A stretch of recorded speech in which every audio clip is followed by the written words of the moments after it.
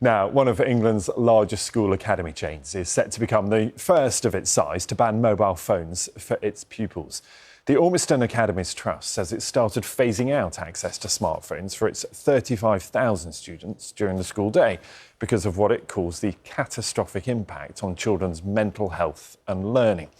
Well, this comes as new research from the regulator Ofcom found that nearly a quarter of children aged between 5 and 7 in the UK have their own smartphones. They've got access to all sorts of things like games, apps and social media. They are using social media even more, with nearly 2 in 5 from that age group saying that they have accounts. That's up nearly 10% on the year before. The most popular app is WhatsApp, followed by TikTok and then Instagram. Now, that's despite the minimum age to use all three of them being 13. Well, some parents in Shropshire are concerned that smartphones could be bad for their children's development, and so they've decided to test out phones that have no access to the internet. Our reporter Joanne Riddle has been to meet them. In the 80s, yuppies posed with huge mobile phones, but no one was glued to screens. In fact, their phones didn't even have screens. They were purely for making calls. Imagine that. Fast forward to today, and 10-year-old twins Imogen and Toby and their pals are going retro. They have feature phones, which are basically a smaller version of the old brick phone with no access to the internet. We can call and text loads and it's really good. There are games and you can call and you can text, but there isn't any internet. At first, I genuinely didn't want one because I thought everyone's going to make fun of me. Everyone's going to think I'm just weird for having one. At first I was a bit really angry at Mum, but now I'm really like it, as now basically all my friends have one. When I found out that my friends got one, that made me happy because I knew I could. I said to my mum, "Oh, can I have one?" And she was like, "Sure." So yeah. So instead of scrolling through social media, they spend more time playing at home in Shrewsbury. Their parents are part of a growing movement called Smartphone-Free Childhood. This movement is not about judging parents who've made decisions in the past when they didn't have enough information available to them. Harry has a feature phone and it's worth about £50 rather than an iPhone which is £600 or £700. The group wants parents to sign a pact not to buy their children smartphones until they're 14. There are more than 120,000 members across the country. You don't want them to be bullied for not having a smartphone, but at the same time, you don't want to expose them to all of the risks that come with smartphones. It's the exposure to harmful content. It's the addictive element of smartphones. The children here are happy with their internet-free phones, but Tess admits their reaction wasn't great initially. Because nobody else had a feature phone at that time, and it was, "Mum, it's not fair." Her hope is that simpler phones will become a social norm for children under 14. Joanne Riddle, BBC News.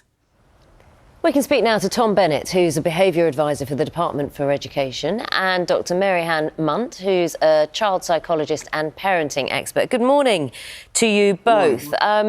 Let's begin with you, Mary-Han, Dr Hunt. When you see children who have spent too much time on their phones, let's just put it really simply, what is the impact it has on them? Well, I think we've got to be, particularly when we're talking about really young children, it's the brain is very plastic in those early years, and we know that the brain doesn't fully mature till they're 24. So what, in essence, you're doing with that plasticity is that you're hardwiring this constant need for stimulation and this constant seeking of novelty. So you're setting up an operating system for the future that is built on that. And children are reporting between 50 and 200 notifications throughout the day. So if you've got that constant nudging to respond to things, it really doesn't allow them to just have that typical childhood of interacting much more in that real life, real person scenario of learning, and they're much more almost slaves to these devices. Tom Bennett, just bearing what Mary Hunt said there, you're a behaviour advisor for the Department for Education. What are you seeing that is changing that's not for the better, and how will removing smartphones, changing the phones that children have access to, How will that change that? Sure. I mean, education is all about getting children to think and focus, hard for long periods of time about one thing and really wonder and comprehend and to discuss things. And smartphones are the opposite of this because they're all about grazing. They're all about superficiality. They're all about trivia. They're all about entertainment. And they're designed to be attention hoovers. Now, attention is the real estate that teachers and schools need to work with children. And so when you have a high smartphone presence in schools, children aren't thinking, they're not focusing, and instead, at every available moment, they're on the phones rather than talking to one another or thinking about the work they should be thinking about. So the smartest thing any school can do is to ban mobile phone access throughout the school premises. And a lot of schools have got these bans in place already. But what we don't see often enough, and I see this a lot when I walk into schools, is there's not a lot of enforcement in some schools, that they have the rule, but teachers kind of just let it slide, or they think, oh, it's easier just to get them to put it away. You've got to actually be quite strict in this, and it creates a new habit and a space where children actually can learn and flourish together. And kids love it once you do. This is the strange thing. Kids really enjoy it when you ban it. At first they think it's just terrible, but then they realise they've actually got a lot more time to enjoy themselves. Yeah, and Tom, I wanted to ask that, is this the answer, the idea that you ban it for these 35,000 pupils in this scenario? We heard in that clip that as soon as they saw that their friends also didn't have smartphones, they were much happier. Yeah, this is one where technology has kind of raced ahead of culture. And I think culture's finally catching up.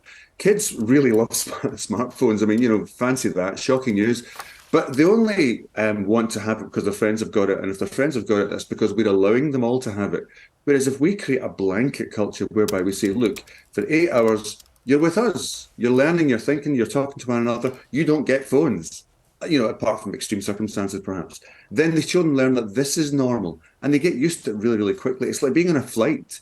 You don't get upset because you can't be on your phone. You do something else. And Marianne, I'm interested too in, that argument that people say, children need access to phones, obviously for safety. So maybe that's addressed by having a brick phone, a less smart phone. But also the idea that kids need to know how to use these devices. They need to know how to use the internet. Surely the argument is there will be plenty of time to do that later in life. Completely. I think it's this notion that there is just because we can do something doesn't necessarily mean that we ought to do it when it comes to children in terms of technology. I think just providing these device-free times is such a crucial thing. And in the piece that you had around the power of parents and the power of the collective, when no one else has a smartphone at school and they're all on these more basic devices that really just allow them to stay in contact, you lose so much of that peer pressure which comes with that natural age and stage that you're going through as a child of wanting to fit in, wanting to be liked, wanting to be the same.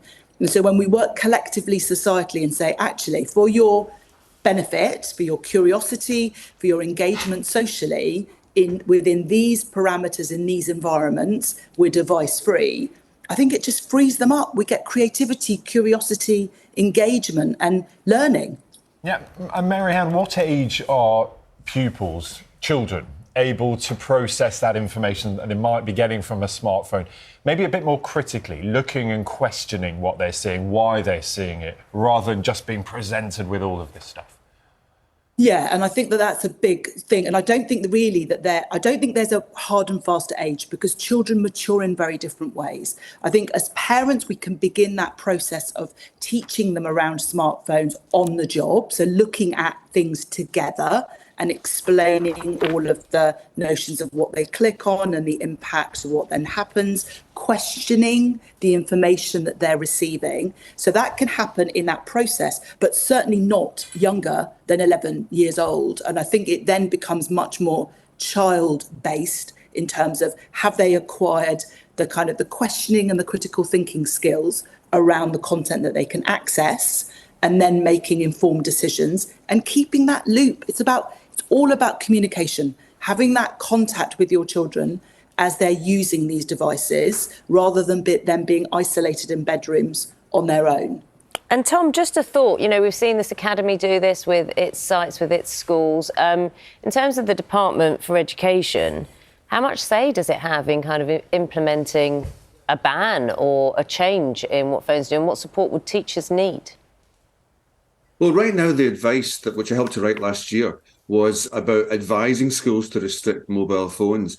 I mean, personally, I think we could go even further and make it more statutory and make it a requirement that schools bans mobile phones, apart from exceptional circumstances that the head teacher could allow. Because, I mean, lots of other countries have done this. The Netherlands, some parts of Australia, France have gone even further than this. So I think it's something that increasingly we'll be turning to, and maybe even possibly, it's potentially ministers would look at this in the future and to think about other ways we can look forward. I know that current ministers are open to explore it and to think about it. Really interesting. Tom Bennett, Behaviour Advisor for the Department for Education. Thank you. Dr. Mary-Han Munt, a child psychologist and parenting expert. Thank you both for your thoughts on this subject.